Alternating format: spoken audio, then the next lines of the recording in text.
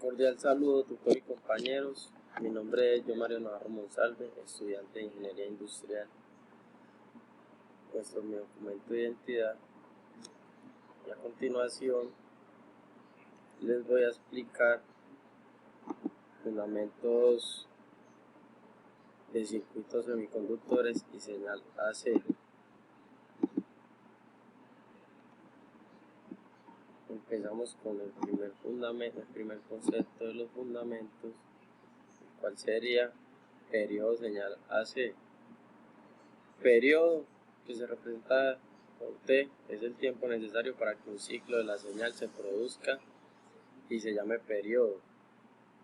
Y tiene una fórmula, cuya fórmula es T igual a 1 sobre F, o sea, el periodo que es T es el inverso de la frecuencia, que sería F, la cual se mide en segundos. La corriente alterna, o AC, es aquella que tiene básicamente dos características. La primera es que la señal de la corriente varía en el tiempo, y la segunda es que tiene un periodo, lo cual quiere decir que se repite después de cierto tiempo.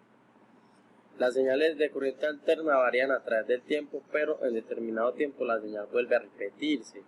Un ejemplo sería en 5 minutos la corriente alterna va a variar, pero cuando pasen esos 5 minutos va a volver a repetirse, porque el ciclo es de 5 minutos de un tiempo determinado.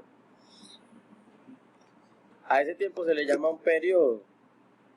Se indica con una T y sus unidades de medida son los segundos. Acá lo podemos ver claramente representado en la gráfica. Y el tiempo es el periodo que hace.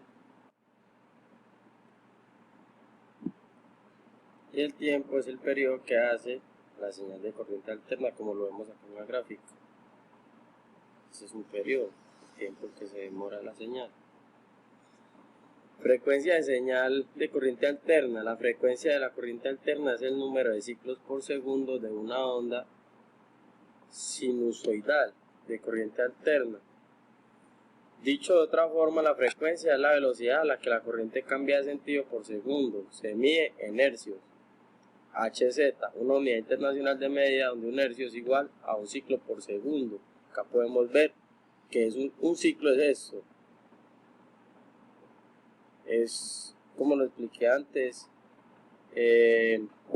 una onda que se genera después de determinado tiempo, una generación de señal. Acá podemos ver un ciclo y la frecuencia del ciclo se varía por segundo. La frecuencia son 3 Hz, que significa un ciclo por segundo. Acá lo vemos 1, 2, 3 y se representa acá abajo en la gráfica.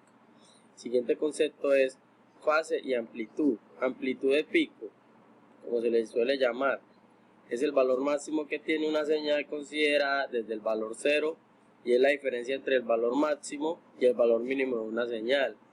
El ángulo o fase de una señal se refiere a un desplazamiento hacia la derecha o a la izquierda con respecto a una referencia. Se mide en grados. Es más sencillo y se ve representado acá en la gráfica. Este sería la amplitud. Sería la amplitud de la onda hacia arriba. Y el ángulo o fase sería lo que recorre la onda hacia una dirección. Valor medio y eficaz, RMS.